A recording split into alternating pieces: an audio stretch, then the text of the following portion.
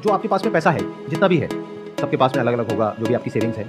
मान लेते हैं कि किसी के पास में 2 लाख है, किसी के पास में 5 लाख है, किसी के पास में 10 लाख है, किसी के पास में 1 करोड़ है।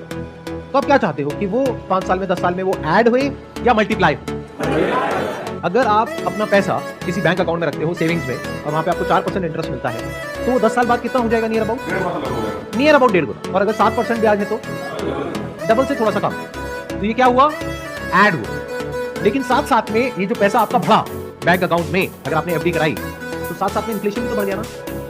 तो ना आपने कमाया ना आपने गवाया, अब वहीं की वहीं। तो अगर 15% से आपका पैसा ग्रो करता है अगले 10 साल तक, तो कितना गुना हो जाएगा? Near about 4 times. अगर 20% से करता है तो नियर अबाउट 6 टाइम्स। और अगर 25% से करता है तो नियर अबाउट 9 टाइम्स। और अगर 30% से करता है तो नियर अबाउट 14 टाइम्स। तो आप देख रहे हो कि जो इंटरेस्ट है वो 5-5% से बढ़ रहा है, लेकिन क्योंकि यहाँ पे कंपाउंडिंग बीच में आ गई है, तो जो रिटर्न है वो बहुत तेजी से मल्टीप्लाई हो रहा है। तो देखने में इतना बड़ा फर्क नहीं लगता है, 20% और 30%, लेकिन रिटर्न में कितने का फर्क आया? 20% पे आपका पैसा हुआ 6 गुना और 30% पे हुआ 14 गुना। इसको मल्टीप्लिकेशन बोलते हैं। This is the way to multiply your money. तो मेरी पिछली वीडियो आई थी अभी कुछ दिन पहले, that was how to make money without doing anything. उसमें मैंने बात करी कंपाउंडिंग की, उसमें मैंने बात करी जो मैंने एक इन्वेस्टमेंट करी है अभी कुछ टाइम पहले, उसके बारे में। लेकिन अगर ये इतना ही आसान है तो सब लोग ये क्यों नहीं करते? और इन दोनों में से कौन सा ऑप्शन बेटर है? क्या म्यूचुअल फंड बेटर है या एक पर्टिकुलर स्टॉक के ऊपर पैसा लगाना बेटर है?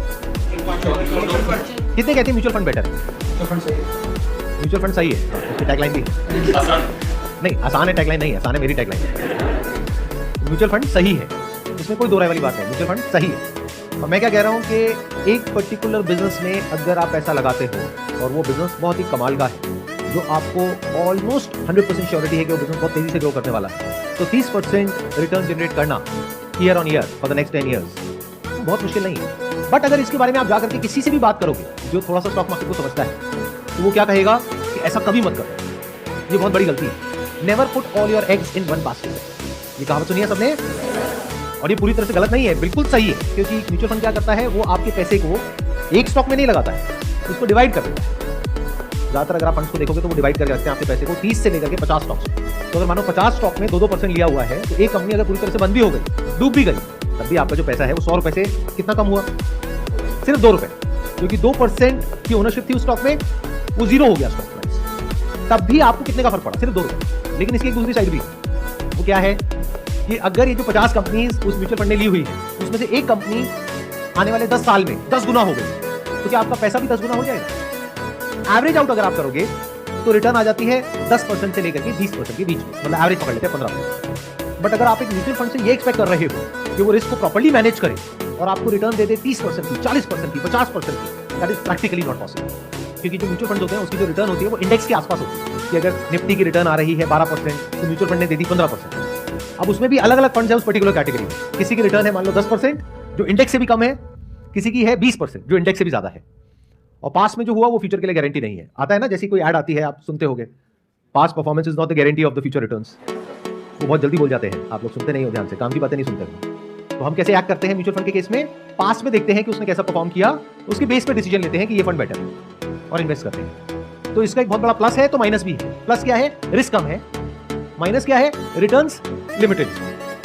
अच्छा एक बात बताओ, अगर हम रिस्क को किसी तरीके से मैनेज कर पाए और रिटर्न बढ़ जाए, उसमें कोई दिक्कत है?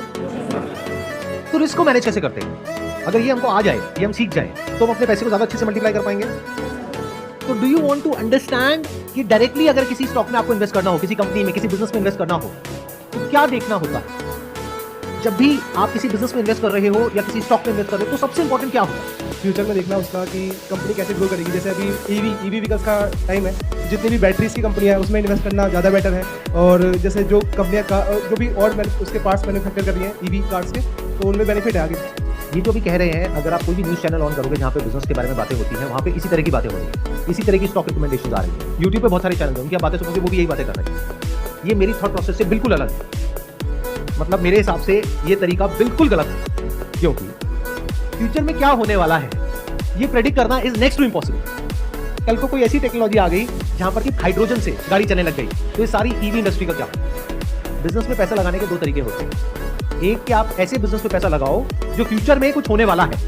दूसरा, किसी ऐसे बिजनेस में पैसा लगाओ जो सदियों से था, आज भी है और हजारों साल बाद भी रहने वाला है। यानी क्या? एक बैंक। तो जब भी बिजनेस को चूज करते हो कि किस बिजनेस में पैसा लगाना है, किस में नहीं लगाना है, स्पेशली अगर आप एक बहुत बड़ी बेट ले रहे हो, तो you need to be 100% sure कि जो इंडस्ट्री है ये प्रूवन है, ये कहीं जाने वाली नहीं है। थोड़ा सा भी डाउट है तो आपको क्या करना होगा, या तो डाइवर्सिफाई करना होगा अगर खुद इन्वेस्ट कर रहे हो तो, या म्यूचुअल फंड के थ्रू। हम लोगों का क्या है, माइंड जो है ना वो बहुत ज्यादा एक्साइटेड हो जाता है ऐसी बातें सुन करके, ऐसी कहानियां सुन करके कि देखो स्टॉक में पैसा लगा दोगे तो आने वाले टाइम में ये होने वाला है, तो ये हो जाएगा। ये सबसे बड़ी गलती है स्टॉक मार्केट मेरे पर्सपेक्टिव से अगर समझा। आपको देखना है कि क्या ऐसा है जो नहीं बदलने वाला है। Very important to understand. अब हम क्या कर रहे हैं, एक एक करके मैं आपको अपने पैरामीटर्स बता रहा हूं। मेरे 100 से ऊपर पैरामीटर्स हैं। कई कंपनीज हैं वहां पे 100 में से 10 में टिक होता है, कहीं 50 में होता है, कहीं पे जा करके फाइनली एक ऐसा स्टॉक मेरे को मिला है जहां पे 99 पे टिक हो गया। वहां पर मैंने बैठ लिया। इसका मतलब क्या है, जहां पे रिस्क ऑलमोस्ट 0% हो लेकिन रिटर्न की पॉसिबिलिटी बहुत ज्यादा।